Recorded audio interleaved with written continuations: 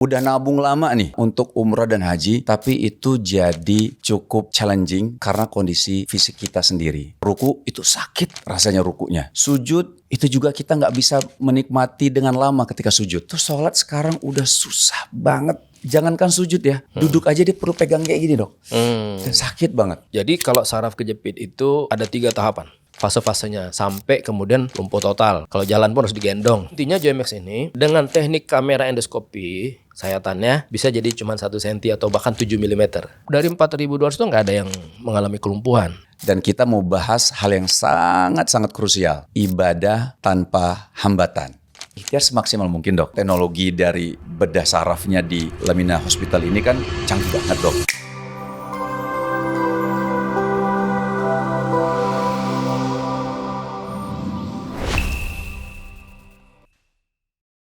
Bismillahirrahmanirrahim. Assalamualaikum warahmatullahi wabarakatuh. Teman-teman semua, bapak ibu semua, pernah nggak sih teman-teman atau bapak-bapak semua itu pernah lagi semangat-semangatnya beribadah, lagi pengen sering rajin ke masjid, terus ada ibadah-ibadah lainnya seperti misalnya ya haji, umroh, udah nabung lama untuk umroh dan haji, tapi itu jadi cukup challenging, cukup penuh tantangan karena kondisi fisik kita sendiri. Ya salah satunya misalnya ya kayak kita nggak kuat ketika beribadah sholat. Ada nggak pernah ngerasain kayak sholat ketika ruku itu sakit rasanya rukunya. Sujud adalah bentuk, mungkin kalau yang saya pernah dengar adalah bentuk kita paling dekat sama Allah ketika sujud. Itu juga kita nggak bisa menikmati dengan lama ketika sujud. Bahkan ada yang beberapa duduk di antara 2 sujud juga nggak mampu gitu. Nah, ini akan kita bahas hari ini ya. Karena hari ini kita kedatangan Dr. Mahdian Nasution, spesialis bedah saraf dari Lamina Pain and Spine Center. Dan kita mau bahas hal yang sangat-sangat krusial. Ibadah tanpa hambatan.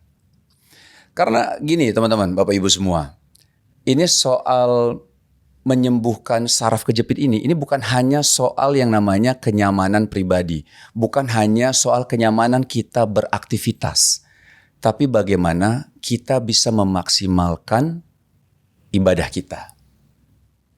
Assalamualaikum dokter. Waalaikumsalam. Apa kabar? Alhamdulillah. Masya Sehat, Allah. baik. Alhamdulillah baik. Alhamdulillah. Dok, ini kita ngobrolin sebenarnya soal kesehatan pastinya ya. Iya. Tapi bagaimanapun juga di dalam agama kita juga pastinya kesehatan itu sangat dekat sekali dengan agama kita. Artinya kita disuruh sehat lah, berikhtiar untuk sehat. Kalau misalnya sakit kita disuruh berikhtiar untuk disembuhkan penyakitnya gitu ya dok ya. Tapi saya langsung aja nih dok ya. Terkait tema kita kali ini dan ada beberapa hal yang pengen saya tanyakan kepada dokter. Terutama soal, pertama dulu nih dok, terkait teman-teman atau bapak ibu semua yang sekarang lagi semangat-semangatnya beribadah dok. Lagi pengen serius sholatnya lebih rajin ke masjid. Biasanya ini kan bapak-bapak nih. Iya. Pengennya lagi, pokoknya rutinkan 40 hari saya harus ke masjid sholatnya. Nggak boleh terlambat di belakang imam gitu kan. Jamaah terus gitu. Iya. Tapi ketika kita memang udah sakit kan memang udah nggak bisa dipungkiri itu dok. Ada halangan-halangan dan tantangan ya dok ya. Nah mungkin pertanyaan pertama ini. Sebenarnya saraf kejepit nih dok. Itu dalam tanda kutip ya, melumpuhkan kualitas ibadah kita itu seberapa besar sih dok? Karena jujur ya, alhamdulillah jangan sampai nauzubillah ya, jangan sampai saya kena saraf kejepit ya dok ya. Iya. Tapi saya melihat beberapa teman-teman, ini teman saya dok, angkatan sama dok, umurnya sama. Itu sholat sekarang udah susah banget. Jangankan sujud ya, duduk aja dia perlu pegang kayak gini dok. Dan sakit banget. Iya. Gimana tuh dok? Iya, jadi pertama kasus saraf kejepit itu sangat banyak.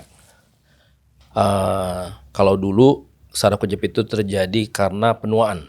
Oke. Jadi disebut dia penyakit degeneratif. Sama seperti lutut, penyakit degeneratif karena usia. Tapi memang sekarang ini 5-10 tahun belakangan ini karena lifestyle kita yang berubah itu jadi juga menyerang orang muda. Orang muda karena orang muda sekarang tuh banyak duduk, komputer gitu ya, WFH, olahraga jarang gitu ya. Nah, ini membuat struktur pinggang maupun lutut jadi juga gampang sakit. Yang tadinya orang tua aja yang kena saraf kejepit, sekarang orang muda pun saraf kejepit. Nah, betul tadi dampaknya ketika kita mau beribadah, khususnya kita yang muslim ya, itu sering jadi hambatan. Maka kalau kita sholat di masjid kan kita selalu lihat di pojokan itu ada itu orang tua nanti yang dia harus pakai kursi. Betul. Ya, kanan kiri biasanya dia udah siapin tempatnya itu. Dan biasanya orang tua. Orang tua kan Biasanya, itu. iya. Nah, ini salah satu penyebabnya memang nyeri pinggang. Karena saraf kejepit gitu. Nah, seberapa besar dampak yang mengganggu tergantung sudah seberapa berat atau seberapa ringan kejepitnya. Karena saraf kejepit kalau udah kelamaan sarafnya rusak berdampak kelumpuhan malah. Sehingga jalan pun nggak bisa. Oh, bukan saraf kejepit itu kalau misalnya kita biarkan, artinya apalagi muda-muda ya dok ya, Iya. itu nanti akan sembuh sendirinya dok ya? Umumnya enggak. Umumnya enggak ya? Iya, jadi gini. Kalau saraf kejepitnya masih ringan pada orang muda mungkin dia ada kemungkinan untuk hilang keluhannya. Oke. Nyerinya, Ya. nyerinya hilang. Tapi sebenarnya kondisi kerusakan di dalam di tulang belakang itu dia tetap, sehingga satu saat nanti dia akan kambuh lagi. Oh. Nah gitu. Jadi kalau di pinggang kita tuh sudah misalnya rusak ya bantalannya, seumur hidup dia akan tetap cedera itu. Itu dengan apa namanya gejalanya itu gimana sih dok? Nah. Cuman ngerasain nyeri aja kah? Oke. Jadi kalau saraf kejepit itu ada 3 tahapan Oke. gejalanya. Tahap pertama disebut gejala atau tahapan sensorik. Tahap kedua tahap motorik, gangguan motorik. Yang ketiga gangguan otonom. Nah kalau tahap pertama gangguan sensorik ini si pasien masih merasakan keluhan seperti nyeri, rasa kesemutan, rasa ketarik, kebas, baal. Nah ini disebut fase-fase awal nih. Salah. Aduh. Dan ini bisa hitungan bulan sampai tahun.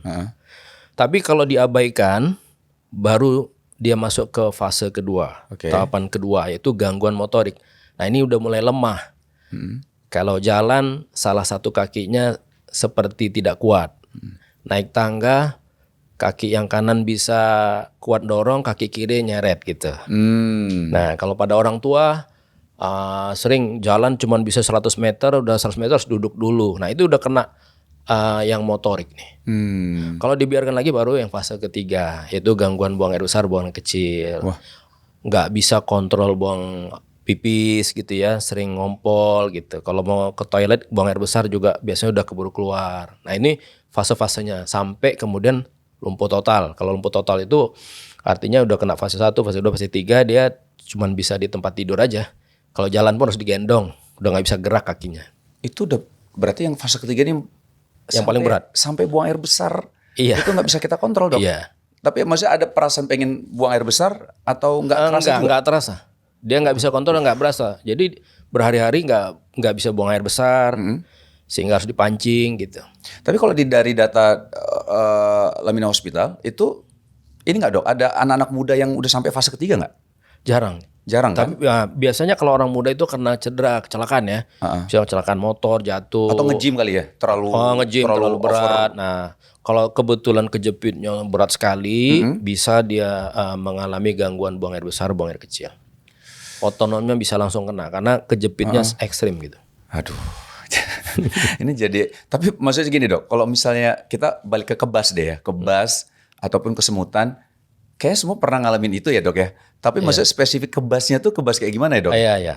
Memang kebas itu bukan cuma hanya karena saraf kejepit, karena ketekuknya aliran darah ke tungkai juga bisa bikin kebas. Contoh, kalau kita laki-laki lagi sholat Jumat ya, kan duduk kan 20 menit, pas bangkit selesai khutbah mau itu kan suka kebas ya. Nah itu karena aliran darah yang ketutup waktu kita bersila. Nah, bedanya dengan kebas saraf kejepit, kebas saraf kejepit itu sering kali satu sisi dia. Satu sisi aja? Sering kali ya. Tapi lama-lama nanti memang bisa jadi dua-duanya. Nah, selain satu sisi, yang kedua bedanya dia waktunya sepanjang hari. Sepanjang Iya, hari. kalau yang tadi karena pembuluh darah ketekuk kan Ya berapa menit lah ya. berapa menit, habis itu ya normal lagi. Kalau ini mau posisi duduk, mau jalan, mau berdiri atau tiduran pun terkadang tetap kebas dia. Itu artinya sarafnya di dalam memang sedang gepeng, kejepit. Jadi teman-teman ini coba dicek lagi ya. Artinya kalau misal memang kebas itu harus perhatikan seharian nggak kebasnya. Terus memang tadi dokter bilang antara salah satu ya bagian tubuhnya dok ya. Iya, seringnya salah satu. Bukan dua-duanya gitu ya. Jadi tenang aja ketika sholat Jumat jangan berpikir enggak. Waduh, gue udah mulai kebas nih. Iya. Jangan sampai berpikir enggak. Nanti nggak khusyuk sholatnya gitu ya. Oke dok, ini ngomongin soal ikhtiar ya dok ya. Jadi gini, ada orang-orang beberapa tuh yang ketika mendapatkan ujian dok, ya berupa sakit ya, ujian berupa sakit itu mereka menganggap sabar aja deh dengan ujian ini gitu. Karena ketika kita sabar, kita akan mendapatkan pahala. Karena kan di dalam Islam kan, masya Allah ya indah banget ya. Kita dapat nikmat, kita bersyukur, kita dapat pahala. Ketika kita dapat ujian, kita bersabar, kita dapat pahala juga gitu kan. Tapi masalahnya mungkin konteksnya tuh kita memang harus bisa memahami lebih benar kali dok ya. Ketika kita mendapat ujian. Ya. Nah ujian sakit, ada beberapa tuh yang sampai udah sabar aja deh. Nanti dapat pahala gitu kan. Insya Allah sembuh sendiri gitu. Kalau takdir emang kayak gini ya udah memang kayak gini. Nah cuman kalau saya sendiri memang kurang sepakat atau setuju dengan ini. Ini bukan karena lagi sama dokter ya, bukan ya. Tapi memang saya mencoba menganalogikannya itu kayak misal kita mau dapat income dok. Kita doa nih sama Allah, ya Allah kasih aku rezeki ya Allah, income untuk aku sendiri. Jadi aku gak ketergantungan sama orang lain gitu kan. Tapi hanya doa aja, di rumah aja udah berdiam diri. Tanpa ada ikhtiar apapun. Nah kalau setahu saya dan saya dengar pernah dari Ustadz, itu nggak tepat langkah seperti itu. Jadi hanya doa, diam, nanti uangnya datang. Itu nggak tepat. Sedangkan kita diajarkan untuk berikhtiar semaksimal mungkin, seprofesional mungkin gitu kan. Nah makanya saya menyamakan juga seperti sakit dok. Kita dapat ujian, bersabar tentunya, iya kan? Insya Allah dapat pahala. Terus kedua, kita berdoa kepada Allah. Ini kan senjata umat Islam nih, doa sama Allah agar diberikan kesembuhan. Terus ketiga, pastinya ikhtiar. Gitu dok ya. Nah, ketika berikhtiar kan kita juga disuruh ikhtiar semaksimal mungkin dok. Iya. Nah, setahu saya kan memang teknologi dari bedah sarafnya di Lamina Hospital ini kan canggih banget dok. Iya. Ini kalau misalnya kita bilang dok, seberapa penting ya kita melihat teknologi medis ini sebagai bentuk syukur untuk menjaga amanah tubuh kita dari Allah nih. Iya. Jadi pertama saya juga sependapat bahwa kalau sakit kita harus berobat ya. Ya. Nah, tapi juga berobat itu kita bisa milih sebenarnya. Kita pilih yang teknologi bagus atau kita mau pilih tempat yang bagus atau yang biasa-biasa, itu juga bagian dari ikhtiar menurut saya. Nah, kebetulan kalau saya karena profesi saya bedah saraf dan saya fokus di tulang belakang saat ini ya. Tulang belakang itu mengobati saraf leher, saraf punggung, saraf pinggang. Saya memang memakai teknologi yang terbaik saat ini ada di dunia. Supaya saya bisa menolong pasien yang pengen maksimal ya. Karena dulu tahun 2009 sampai 2015 saya belum pakai teknologi yang bagus. Itu banyak pasien yang datang dalam keadaan udah lumpuh. Dilakukan operasi dengan teknik yang konvensional juga hasilnya nggak maksimal, lumpuh. Atau bahkan yang belum operasi ketika ditawarkan mau operasi takut, dok tetangga saya lumpuh dok, operasi saya nggak mau. Dari 10 orang yang saya lihat harusnya dilakukan tindakan, 9-nya itu nggak mau tindakan karena takut dengan teknik konvensional. Dampaknya dok, soalnya dok. Dampaknya yang dibilang lumpuh-lumpuh ini gitu loh. Dan itu udah jadi omongan penyebar kemana-mana. Maka tahun 2015 itu saya cari-cari Pak. Saya cari-cari ada nggak teknologi yang aman, bagus, yang disukai, nggak bikin lumpuh. Ternyata itu ada, tapi kita harus cari keluar. Oke. Maka saya tahun 2015, 2016 tuh mulai rajin belajar keluar tuh kursus-kursus sampai akhirnya 2017 saya alhamdulillah berkesempatan untuk pertama kali menggunakan teknologi yang bagus untuk pengobatan saraf kejepit. Dan itu beda banget dibanding teknologi yang sebelumnya. Kalau teknologi sebelumnya kan memang sayatannya besar, terus kerusakan strukturnya hebat, resiko lumpuhnya tinggi. Nah, kalau yang ini aman sekali, 95% aman, tidak menyebabkan kelumpuhan. Nah, itu saya pakai gitu. Sehingga ini memberikan pilihan sih sekarang ini kepada masyarakat yang mau ikhtiar tadi. Yang sakit, tapi kan kita disuruh ikhtiar ya, cari gitu teknologi atau pengobatan yang semaksimal mungkin bisa. Karena kalau kita nggak berusaha nyari, gimana mau dapat gitu ya. Kan Allah juga akan memberikan sesuatu sesuai dengan ikhtiar dan doa kita. Nah, alhamdulillah saya tahun 2017 sudah mulai tuh menggunakan teknologi yang bagus. Kemudian bikin klinik, waktu itu klinik namanya Lamina, khusus untuk pengobatan saraf kejepit tulang belakang. Memang khusus ya dok ya? Khususnya. Dan sebenarnya ada juga teknologi-teknologi lain juga yang menyertai itu, tapi yang memang paling tinggi itu Joymax ya. Ada laser, ada epidural catheter, ada radiofrekuensi. Banyak sebenarnya teknologi yang mungkin kebanyakan masyarakat belum tahu.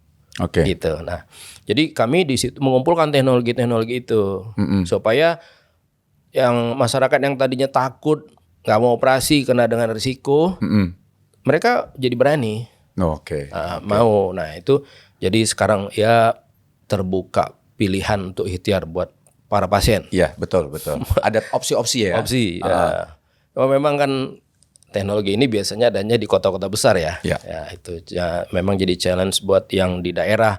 Mereka harus berusaha untuk mencari juga gitu. Ya, itu bagian dari ikhtiar lah dok ya. Ikhtiar. Ya. Nanti kita akan ngobrol soal teknologi deh dok ya. Tapi gini dok, memang tadi saya juga sepakat karena saya tuh pernah dikasih tahu sama Ustadz bahwa memang tergantung kemampuan masing-masing, balik lagi ya. Jadi memang kalau kita mampunya di sini ya kita ikhtiar semaksimal mungkin di situ gitu kan. Misal apakah di segmen yang A, B, C misal kayak gitu, itu kemampuan kita kan beda-beda gitu ya dok ya. Betul.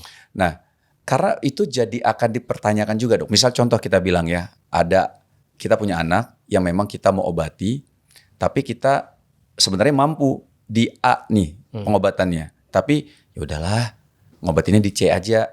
Nah, yang saya dengar dari Ustadz itu juga sebenarnya nanti akan ditanyakan nanti nih. Dihisap ya? Dihisap, karena kamu punya kemampuan sebenarnya. Kenapa kamu pakai bahasanya pelit sama diri kamu dan keluarga kamu gitu loh. Ini kan kesehatan gitu loh. Ini ya pernah jadi perbincangan antara saya sama istri juga ya. Artinya waktu itu kita mau ngobatin anak saya yang ketiga dok. Itu kodrol anak saya yang ketiga ini kan autis dok. Terus ikhtiar istri saya waktu itu sampai mau pindah ke Singapura dok. Itu tapi jujur saya wah Singapura beneran nih. Beneran ke Singapura nih. Iya. Berapa lama? 3 tahun dok. 3 tahun? Iya. Dan aku akan bawa anak-anak semuanya. Terus aku gimana? Itu drama kalah sinetron waktu itu dok. Iya. Jadi ini true story deh. Jadi saya sampai akhirnya saya bilang sama istri saya, boleh nggak kita ngobrol dulu sama ya baik dokter dan ustadz untuk kita memahami lebih dalam lagi. Tapi alhamdulillah memang pengobatannya tuh bisa juga di Jakarta ternyata gitu. Alhamdulillah. Dok nggak kebayang saya dok harus ke sana gitu. Maksudnya ya saya pengen yang terbaik juga dong buat anak kan. Ternyata yang di Jakarta juga ada gitu sebenarnya. Memang mungkin butuh effort yang lebih besar gitu kan. Nah ini kenapa saya mau cerita itu karena memang Ustadz pernah menyampaikan ya kalau kamu bisa maksimal, tapi memang harus dilihat dari beberapa faktor lah. Artinya ketika suami kamu ya kayak saya ini kan cari nafkahnya di Jakarta. Terus istri saya di Singapura sama anak-anak. Saya udah gak kebayang tuh walaupun deket ya. Cuman saya gak kebayang aja beda pulau gitu kan. Iya. Ya intinya sih teman-teman yang disampaikan dokter adalah bagaimana kalau memang bisa ikhtiar semaksimal mungkin ya kenapa enggak ya dok ya. Ini kan ada teknologi yang mendukung. Dan sekali lagi tergantung pasien. Ada opsi-opsi kok. Cuman memang yang dilihat adalah bagaimana impact-nya ya dok ya, dampaknya. Ada beberapa yang memang operasi dulu seperti konven dulu ya dok ya. Itu memang nggak bisa dipungkir ada yang sampai lumpuh ya dok ya. Betul. Ada sampai lumpuh ya. Dan ini memang yang harus menjadi pertimbangan teman-teman semua, Bapak Ibu semua terkait hal ini gitu.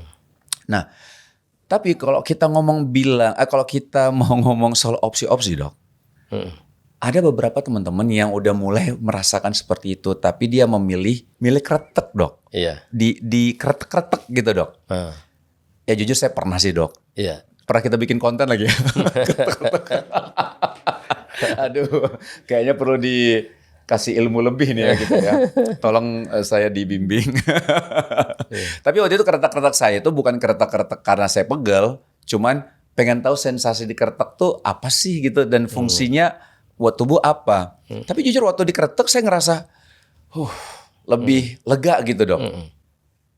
Nah, cuman yang saya dengar-dengar lagi ternyata ada efek samping yang tidak baik juga buat tubuh kita. Dokter boleh jelaskan sedikit nggak dok? Akhirnya orang-orang yang kayaknya yaudah lebih milih kretek-kretek aja, ini kan cuman karena pegal-pegal aja atau gimana dok gitu? Iya. Jadi saya boleh pakai peraga ya model? Oh boleh. Iya. Tolong Gafar sini boleh peraga, kamu jadi peraga sini. Enggak, model Iya, tulang ya. Pinggang. Pinggang ya? Itu lebih ke bazooka ya dok ya? Oh enggak. Jadi bicara kretek-kretek ya. Saya mau tunjukkan ini model tulang. Ukurannya tulang belakang kita itu seperti ini. Ini tulang pinggang. Di atasnya ada tulang punggung, leher, kepala ya. Nah, yang namanya saraf itu yang kuning-kuning ini. Itu saraf ya? Ini saraf kita. Nah, saraf kita ini oleh Allah Subhanahu wa taala itu dibuat terlindung oleh tulang ini. Supaya kalau kita jatuh, kebentur, terpukul, dia nggak langsung kena karena saraf kita ini sensitif kan. Nah, Udah dilindungi. di tulang ini ada sendi-sendi. Nah, di setiap ruas ini misal ruas ini bersambung dengan tulang ini, ruas yang ini dengan ada sendinya. Oke. Nah, di sini juga ada sendinya. Ya. Tulang ini sini ada sendinya. Nah, kalau kita kertak-kertak, kira-kira kita memanipulasi atau si terapis kertak-kertak itu memanipulasi sendi-sendi ini, sehingga bunyi krek-krek. Iya. Nah, memang Enak akan banget ya. munculkan sensasi enak. Tapi ada tapinya nih. Dalam keadaan tertentu yang saraf kita sudah terjepit misalnya ya. Oke, yang sudah terjepit ya dok ya? Sudah Oke. terjepit. Ini belum terjepit ya. Kalau belum terjepit nggak apa-apa. Tapi kalau udah terjepit, ketika dimanipulasi itu bisa menambah terjepit. Oh. Itu yang berbahaya. Oke. Karena saraf ini ukurannya 12 mili. Kalau kejepit dia bisa ukurannya cuma 3 mili, 2 mili. Kemudian ditekan atau dikeretak itu ya udah jadi gepeng benar. Iya. Nah, itu bisa berdampak ke lumpuhan. Aduh, Gitu. naudzubillah. Nah, jadi solusinya gimana? Saya biasanya menyarankan kalau mau keretak-keretak sih boleh, tapi syaratnya harus di MRI dulu. Oh. Diperiksa MRI sehingga kita tahu ini saraf kejepit apa enggak. Gitu. Karena orang sakit pinggang belum tentu saraf kejepit. Bisa aja karena pegel ototnya. Nah, kalau pegel otot boleh tuh dipijit, dikeretak-keretak. Atau sendinya aja yang bengkak. Itu nggak apa-apa dikeretak-keretak gitu. Tapi kalau udah sarafnya kejepit ditambah keretak, itu tambah kejepit. Nanti bisa berdampak kelumpuhan dan itu banyak kejadiannya. Pasien saya yang datang yang habis karena gini, pasien itu biasanya kalau datang ke dokter, itu dokter itu terakhir tuh pilihan terakhir. Dia udah ke tukang pijat dulu, refleksi dulu, fisioterapi dulu, keretak-keretak dulu. Nah, udah 1 tahun 2 tahun nggak berhasil, baru karena udah nggak tahan gitu, tidur pun udah sakit, nah baru ke dokter. Udah baru cerita, dok saya udah ngobatin ini tapi nggak berhasil. Nah, keretak-keretak tuh salah satu item yang cukup sering didatangi. Nah, kalau belum kejepit sekali lagi itu nggak apa-apa, tapi kalau udah kejepit jangan. Jadi perlu MRI dulu supaya kita tahu ini kejepit apa enggak. Kalau pasien itu datang saya MRI, hasilnya enggak kejepit, boleh keretak-keretak pijat, apapun yang lain boleh. Tapi kalau udah kejepit saya enggak nyarankan karena nanti dimanipulasi jadi tambah kejepit. Waduh. Dok, by the way MRI itu berapa sih biaya dok? MRI itu bervariasi tergantung rumah sakitnya ya. Tapi rata-rata sekitar 3 juta sampai 5 juta. Oke. MRI pinggang ya. Berarti sekarang biaya keretak-keretak lebih mahal ya dok ya? Karena harus MRI dulu ya? Iya. Tapi ya ini penting lah teman-teman ya, Bapak Ibu semua, karena bagaimanapun juga kita nggak boleh meremehkan hal ini. Tadi dokter ini udah saran dari dokter ya terkait MRI. Jadi benar kata dokter, karena saya termasuk orang dulu kalau cedera dok, main bola lah misalnya ya, cedera biasanya kita kan kena di ankle. Iya. Itu kita memang ke tukang pijit dok. Oh iya. Tukang pijit langsung, udah bengkak gitu kan. Cepat itu ya. Langsung tukang pijit. Wah itu sakitnya luar biasa dok. Tapi nggak tahu, saya pernah dengar bahwa kalau kejadian seperti itu malah nggak boleh dipijit. Itu benar nggak sih dok? Nggak boleh dipijit kalau misalnya proses sudah meradang seperti itu? Iya, tergantung kita bertanyanya ke dokter atau bertanyanya tukang pijit. Kalau Ya, kalau tanya tukang pijit, tetap pijit dong. iya. Kalau ke dokter nggak mungkin ya kayaknya. Karena kalau dokter kan kita nih sekolah, dokter nih menggunakan medikasi yang berupa obat suntika atau pil atau fisioterapi ya. Pijit nggak masuk bagian dari pendidikan di kedokteran kan.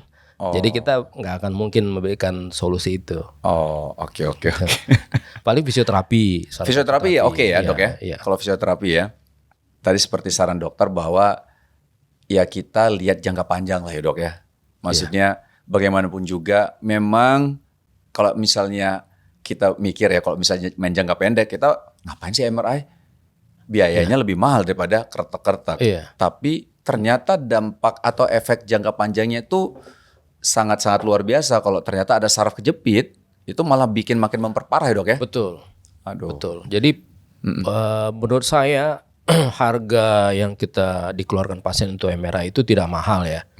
Dibandingkan keuntungan, informasi yang didapat, kemudian pengobatan atau pencegahan kelumpuhan yang bisa kita lakukan itu. Dan waktu dok ya? Waktu. Jadi lumayan lama tuh ya? Iya.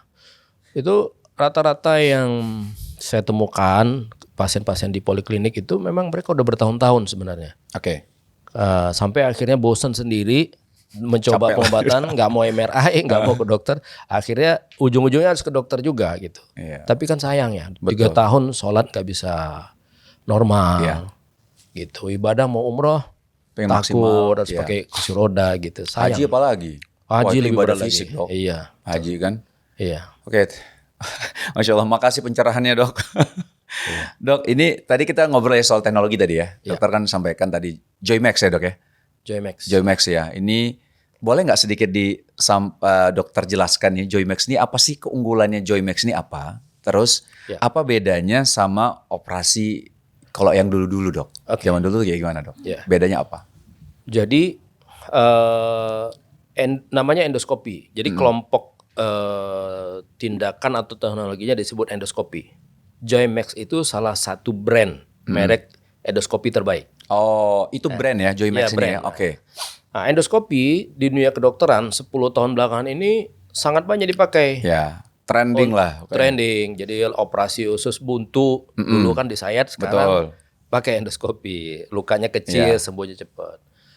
Batu empedu. Sekarang tidak harus dibuka. Bisa pakai endoskopi. Pengobatan lutut pakai endoskopi. Prostat pakai endoskopi. Wasir pakai endoskopi. Jadi endoskopi dipakai di banyak spesialistik di kedokteran. Salah satunya untuk saraf. Nah, brand atau merek terbaik, teknologi terbaik itu namanya salah satunya Joymax. Sebenarnya ada merek lain tapi tidak seperti Joymax gitu ya. Jadi intinya Joymax ini dengan teknik kamera endoskopi kita bisa meminimalisir luka yang tadinya 10 cm sayatannya bisa jadi cuma 1 cm atau bahkan 7 mm.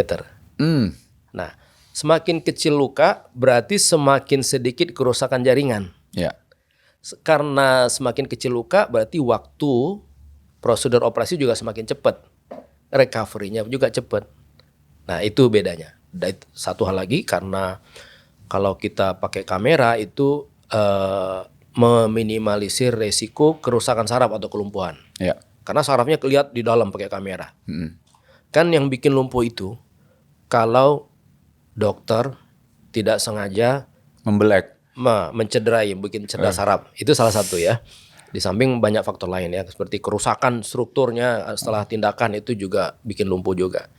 Nah, tapi dengan kita pakai kamera endoskopi 1 cm Itu saraf di dalam yang kecil-kecil begini. Kelihatan semua ya dok ya. Ini kita lihat jadi 40 cm, 50 cm. Iya, Jadi iya, 40 kali pembesaran. Iya. Maka resiko dia kena senggol alat, Iya. cedera oleh alat bedah itu kecil sekali.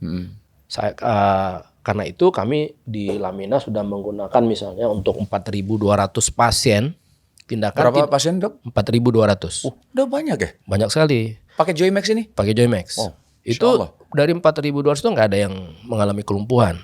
Masya Allah. Nah, karena sangat presisi, sangat baik. Iya.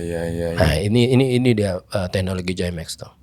Dan operasi yang tadinya 3 jam, 5 jam, sekarang hanya 30 menit sampai 45 menit. Oh ya? Iya, recovery-nya kalau dulu kan operasi harus bed rest di rumah sakit seminggu, 5 hari. Kalau pakai endoskopi kita beberapa jam setelah tindakan udah bisa jalan. Udah bisa jalan? Iya, bisa jalan. Langsung tes jalan.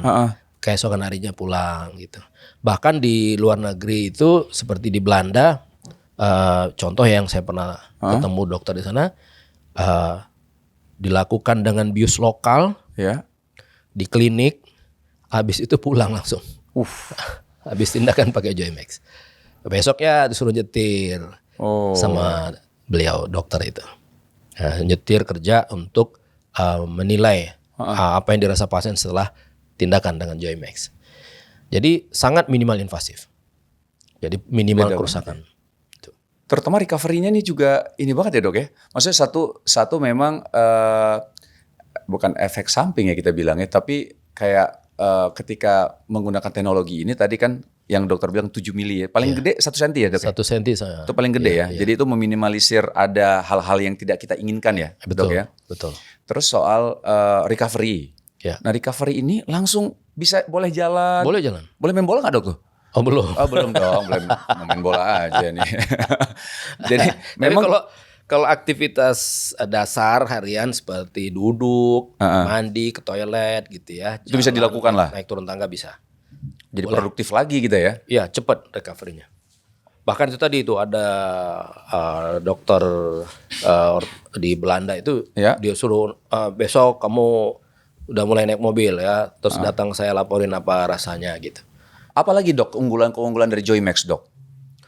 Maksudnya memang akhirnya orang melihat wah ini memang sangat berharga. Oke. Dengan Joymax karena kita tidak merusak jaringan, ya struktur tulang belakang kita itu tidak dirusak. Ya. Maka kita tidak perlu memasang pen.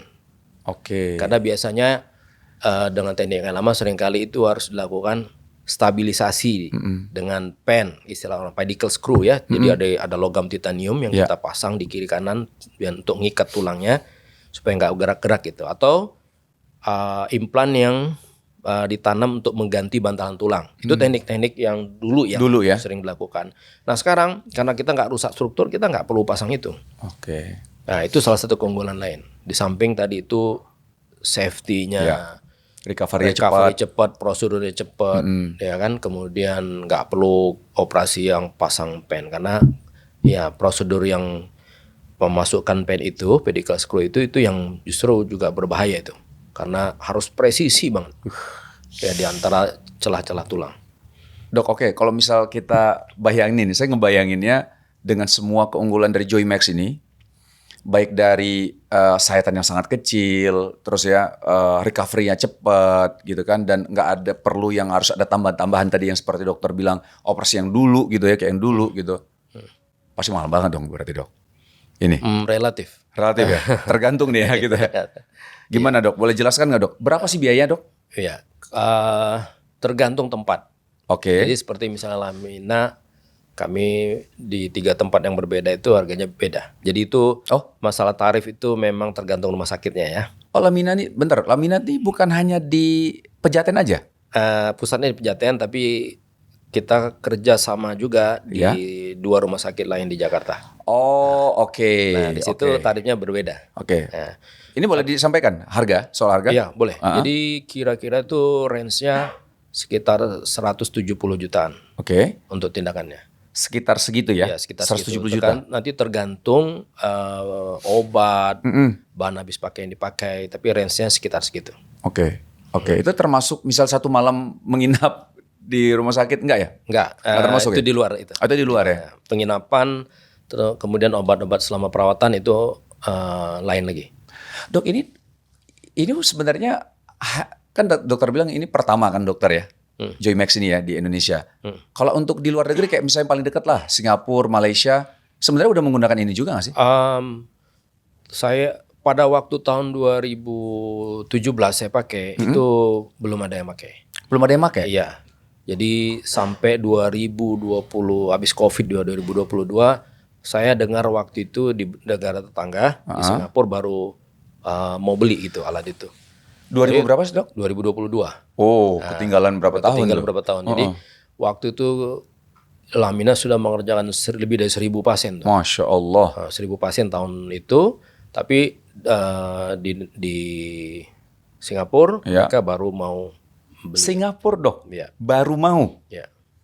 Ini suatu prestasi loh. Kita mengungguli Singapura dalam soal ini. Ya, betul. Jadi pada waktu itu memang alat ini masih sangat sedikit yang pakai. Waktu itu baru ada di Korea, kemudian di Eropa, Amerika gitu. Oke. Ya. Pernah nggak orang luar berobat ke Indonesia khusus buat ini? Ada. Ada. Orang mana dok? Macam-macam. Malaysia ada, dari Timur Tengah juga ada, terus dari Korea, Taiwan gitu. Korea. Iya. Korea tadi bukan ya udah ada harusnya di sana. Ya, tapi mungkin pada waktu itu dia lagi di sini, terus dia mungkin susah ya balik-balik ke sana gitu. Dia bekerja di sini. Oh, udah netap di sini. Iya, tetap di sini. Oke, dok. Ini kan kalau yang tadi dokter sampaikan ini baru kalau di Indonesia baru ada 3 nih, ya kan? Maksudnya 3 titik ya lah ya kita bilang ya. Di tempat dokter dan ada 2 rumah sakit yang memang kerjasama sama Lamina juga gitu. Iya. Nah pertanyaannya, gimana kalau misal saudara-saudara kita nih dok yang ada di daerah di luar Jakarta, ya ini kayak tadi luar negeri, Iya. itu ada nggak kemudahan untuk akses ke rumah sakitnya atau gimana tuh dok? Iya, betul banget. Jadi sekitar 40% pasien yang kami tangani di Lamina itu sebenarnya dari luar Jakarta. Oh, 40% ya? Bahkan dulu tuh 50% ya. Jadi kesian kan yang ada di daerah, misalnya di Indonesia Timur, karena saraf kejepit dia seringkali sudah nggak bisa jalan. Harus pakai kursi roda atau bahkan nyeri kalau duduk lama di pesawat itu ya. Nah jadi memang sejak beberapa tahun lalu saya dan teman-teman tuh mikir gimana ya cara supaya layanan ini juga bisa sampai ke mereka. Maka yang kita lakukan diantaranya adalah kita membuka layanan telekonsultasi dulu. Oke. Jadi sekarang kan teknologi video, kamera, telekonsultasi udah bisa ya, kayak Zoom, pakai WhatsApp atau video call itu. Kita membuka layanan itu di Lamina. Oke. Jadi buat dari daerah yang belum bisa berangkat, dia mau ngobrol sama dokternya itu bisa tuh. Oke. Jadi Ya konsultasi dulu lah ya. Konsultasi tapi sebatas anamnesa ya, ngobrol gitu ya. Lihat MRI-nya, kita kasih tahu saran kita sebagai dokter apa yang harus dilakukan, pengobatan apa gitu. Itu satu. Yang kedua, ketika mereka mau berangkat itu kita bisa jemput sebenarnya ke bandara. Jadi misalnya ya atau dia udah di rumah saudaranya gitu ya. Tapi susah, nggak ada ambulans atau nggak bisa duduk, itu Lamina menyediakan keterbatasan itu ya. Ya, Lamina menyediakan tuh fasilitas juga untuk bisa menjemput pasien gitu. Tapi biasanya dimulai dari telekonsultasi tadi. Tapi ini penting sih kalau misalnya bisa konsultasi dulu ya dok ya. Artinya tadi ya sampai ngelihat MRI-nya dulu gitu ya. Jadi bahasanya kan dari dokter kan juga bisa melihat ini bukan saraf kejepit, jadi nggak perlu gitu kan. Betul. Persis Pak. Oh bagus banget. Jadi nggak perlu capek-capek dia pergi ke Jakarta juga gitu ya. Sampai sekarang masih ada kan kayak gini? Masih ada ya kayak gitu. Oh bagus banget nih. Dan tadi kita ngomong soal harga ya dok ya. Soal harga tadi saya berpikirnya gini dok. Sebenarnya ini sangat kita bilang value-nya sangat besar sebenarnya. Kalau menurut saya ya. Karena apa? Karena kalau misalnya kita sangkut pautkan dengan ibadah dok. Kalau orang akhirnya beribadah dengan tenang, dengan khusyuk, tanpa rasa sakit, bisa berlama-lama dalam sujudnya, itu kan mahal banget sebenarnya dok. Betul. Benar gak sih? Betul. Jadi sebenarnya kalau dibilang, kalau misal kita akhirnya bisa seperti itu lagi, ini jadi terasa ya nggak mahal jadinya dok, gitu dok. Wah ini teman-teman, Bapak Ibu semua, saya rasa ini memang menjadi hal yang harus kita pikirkan ya. Karena bagaimanapun juga ibadah kepada Allah itu kan itu kayaknya paling mahal lah dok kalau menurut kita. Simpelnya kayak gini lah. Banyak orang yang ingin berhaji. Biaya haji nggak murah loh. Benar dok? Betul. Biaya haji orang bisa sampai 500 Iya. juta. Bisa sampai 1 M. Iya. Dan mereka berangkat. Iya. Kenapa? Karena merasakan nikmatnya beribadah dok. Iya. Serasa begitu dekat sama Allah. Apalagi ketika di Arafah berdoa sama Allah itu kan saat-saatnya kita benar-benar dekat dok. Nah sekarang konteksnya kalau kita di sini kan beribadah juga. Akhirnya kita bisa beribadah dengan tenang, beribadah dengan khusyuk. Sujudnya enak, bisa lama-lama. Kita bisa rukuk dengan sesuai dengan aturannya. Walaupun memang di dalam Islam itu juga nggak apa-apa dikasih uzur juga. Kita boleh sholat duduk kalau misalnya sakit dok. Iya. Tapi kita pengen yang maksimal dong sebenarnya. Kalau memang bisa akhirnya kita sembuhkan ya kenapa kita nggak coba ikhtiar untuk sembuhkan gitu dok ya. Jadi saya rasanya saya kalau saya nilai dok, ini jadi nggak mahal dok. Karena paling mahal adalah ibadah pada Allah. Betul. Tapi kita nggak bisa pungkiri dong, ada saudara-saudara kita yang punya keterbatasan. Artinya jangan di angka segitu. Untuk dia hidup, makan dia dan keluarganya aja itu udah berat untuk dia gitu. Untuk saudara kita yang memang kurang mampu dok. Ya. Nah ini Masya Allah nih ternyata Bapak Ibu semua teman-teman di Lamina Hospital ini memang ada social movement-nya juga ternyata. Ya. Dan tadi saya ngobrol sama dokter, ternyata dokter dulu orang pergerakan juga Masya Allah ya. Dokter memang di satu yayasan lah dok ya, kita bilang lembaga yang dimana memang lembaga kemanusiaan. Iya. Di lembaga kemanusiaan yang memang sangat concern dengan social movement pastinya gitu ya. Iya. Dan dibawa juga ke sini. Iya. Dan yang Masya Allah, mungkin dokter bisa cerita sedikit ya nanti sebelum saya sampaikan kepada teman-teman. Bahwa memang terkait bahwa gini teman-teman. Kita pengen dong dapat yang namanya sedekah jariah.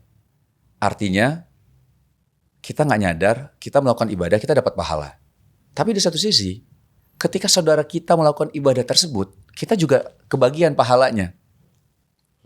Nah, kebayang nggak ada saudara-saudara kita yang kurang mampu, yang nggak mampu, yang bahkan untuk makan aja nggak mampu. Tapi sebenarnya secara iman dan takwanya ini luar biasa nih. Cuman untuk pergerakan dia lebih maksimal untuk beribadah, dia nggak bisa. Ini mungkin kita sering udah lihat saudara-saudara kita yang membiayai haji dok. Iya. Banyak dok, umroh, Iya. haji dibiayain. Iya. Itu sekali kepergian dok. Ini kebayang nggak dok? Orang ngebiayain untuk pengobatan ini, dia sembuh, Iya. dia bisa beribadah sepanjang hidupnya dengan maksimal. Iya. Saya rasa insya Allah kita akan dapat pahala terus nih dari sini nih. Iya. Ketika kita memberikan bantuan untuk saudara kita yang memang dia akhirnya bisa maksimal untuk beribadah. Dok, ini memang difasilitasi kan dok artinya ya? Iya. Bahwa di dalam Lamina Hospital ini ada Lamina Care. Betul Pak. Iya. Boleh dijelaskan sedikit dok tentang Lamina Care ini? Oke. Jadi Lamina Care ini memang ada programnya sejak sekitar waktu COVID waktu itu. Kenapa program ini ada? Karena ternyata dari pasien-pasien yang datang konsultasi, sekitar 30%-nya itu dari kelompok yang tidak mampu membayar atau secara ekonomi tidak masuk kemampuan untuk bayar teknologi Joymax. Nah, sementara mereka terkadang tulang punggung keluarga juga yang nggak bisa, dia harus kerja, tapi jadi nggak maksimal. Yang tadinya bisa beribadah dengan normal, gitu, jadi nggak bisa. Nah, jadi sejak COVID itu sekitar 5 tahun lalu kami buka Lamina Care. Jadi idenya adalah, oke, pasien mampu berapa? Oh pasien mampu berapa? Oke ya. Karena gimana pun juga kan kita tetap harus menyediakan obat dan lain-lain. Jadi sifatnya adalah sesuai kemampuan. Yang kedua, kita juga membuka kesempatan kepada beberapa orang berdonasi, termasuk kami sendiri juga. Kami melakukan tindakan gratis gitu untuk orang-orang tertentu yang memang kita tahu dia nggak akan nggak susah mampu, lah ya, iya, nggak ekonomi. mampu gitu dok ya. Iya. Oke. Nah itu sudah ada programnya. Nah tapi memang ada syarat dan ketentuan ya. Maksudnya nanti akan ada tim yang Verifikasi lah ya, betul. Karena kan kita nggak mau juga ngaku-ngaku ya padahal sebenarnya dia mampu. Nah tapi Amanah juga dok soalnya dok. Iya. Ya kan donasi dari teman-teman saudara-saudara Iya. kan ya. Iya. Oke. Pernah berapa waktu ada lembaga juga, lembaga amil zakat juga yang membiayai, ada juga. Masya Allah. Ya, jadi membiayai beberapa pasien, bisa 1 tahun 10 pasien gitu. Nah itu juga pernah kita lakukan. Membuka rekening donasi ya di online juga itu buat yang itu kita kerjasama tuh sama lembaga-lembaga sosial kayak tadi itu, lembaga amil zakat untuk pasien itu nanti kayak crowdfunding gitu. Ya. Buat yang mau nyumbang itu juga ada. Jadi kita kerjasama dengan beberapa lembaga perorangan dari Lamina sendiri juga. Jadi ini untuk bisa menjangkau masyarakat yang punya keterbatasan tadi. Ya ini mungkin kesempatan buat kita lah. Karena kalau misalnya waktu itu saya pernah ikut satu ustadz ya dok. Kita sama-sama bareng-bareng dok. Kita bangun masjid dok. Iya. Ya bangun masjid sama rame-rame. Lalu ustadz bilang sampaikan kayak gini. Bagaimana kita bisa beramal cerdas di waktu yang singkat ini. Waktu kita singkat loh Nuk. Iya. Kita nggak tahu. Dokter mungkin ya lebih tua daripada saya, tapi siapa yang bisa memastikan hidup saya lebih lama daripada dokter. Iya, betul. Jadi makanya Ustadz menyampaikan, no, cobalah beramal cerdas di waktu kita yang singkat di dunia ini. Banyak hal, ya tadi kita bangun masjid, dan ini satu hal yang baru mungkin ya. Bagaimana kita bisa bersedekah untuk orang bisa melakukan ibadahnya, bukan hanya di masjid yang dibangun, tapi memang dia beribadah dimanapun dia. Kita dapat pahalanya. Dan ini kan bisa crowdfunding juga ya dok ya. Betul. Artinya dengan lembaga apapun, ya ini kan hanya sarana aja sebenarnya, wadahnya aja untuk akhirnya kita bisa menggolkan tujuan kita ini loh, menggolkan saudara kita bisa beribadah dengan sempurna lagi gitu, dengan lebih maksimal lagi gitu. Betul. Masya Allah. Dokter ada lagi nggak yang mau disampaikan terkait Lamina Care ini? Barangkali ya kalau ada yang ingin membantu saudaranya, saya meneruskan yang tadi Bapak sampaikan. Kami bersedia membantu menghubungkan ke pasiennya karena di data kami itu banyak sekali sebenarnya. Oh memang udah banyak datanya dok ya? Banyak. Yang memang tidak mampu ya? Nggak mampu banyak. Gitu. Jadi hubungin kemana dok? Ke rumah sakit langsung? Ke rumah sakit. Nanti kita ada panitia khusus untuk Lamina Care ini Lamina ya? Care. Ya. Sekali lagi terima kasih dok ya atas waktunya ke sini. Ini ilmu Sama-sama Pak. bukan hanya buat teman-teman yang nonton, tapi juga buat saya dan teman-teman kru di sini. Ini ilmu buat kami semua. Dan ada peluang juga kita beramal dengan cara yang baru kepikiran saat ini. Terima kasih sekali dok. Dan buat teman-teman semua, Bapak Ibu semua, saya rasa semuanya, semua hamba Allah, kita semua ini pengen beribadah secara maksimal. Umroh, kita pengen maksimal. Haji, kita pengen maksimal. Bagaimana ngerasa deket banget dengan Allah ketika kita berhaji, ketika kita berdoa di Arafah. Dan kita tahu ibadah haji adalah ibadah fisik. Yang dimana kita bukan hanya duduk diam saja, tapi ada pergerakan-pergerakan jalan yang cukup lumayan ketika kita berhaji. Dan semua ibadah yang kita lakukan, tentunya kita mengharapkan tubuh kita, raga kita, badan kita juga ngerasa fit dan maksimal. Agar kita ngerasa juga bahwa ya Allah aku sudah melakukan semaksimal mungkin effortku, upayaku, usahaku untuk mendapatkan ganjaran yang tertinggi darimu ya Allah, yaitu syurgamu ya Allah. Jadi Bapak Ibu semua, sekali lagi ya, udah disampaikan tadi bahwa sholat ketika kita memang gak kuat, boleh duduk, boleh. Bahkan berbaring juga boleh. Ada uzurnya memang kan. Tetapi ketika kita mencoba untuk memaksimalkan salah satunya ada dengan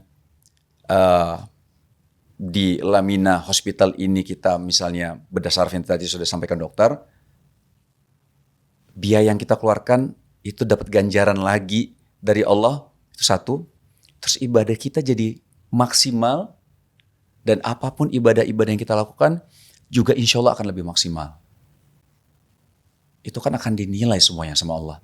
Bukankah kita gak boleh meremehkan kebaikan? Sekecil apapun. Apalagi dengan harga yang mungkin kita lihat ya nggak semurah itu juga gitu loh. Itu kan pasti akan dinilai sama Allah. Tapi seperti yang saya sudah sampaikan ke dokter bahwa ini jadi nggak mahal. Karena apa? Karena yang paling mahal adalah kedekatan kita kepada Allah Ta'ala.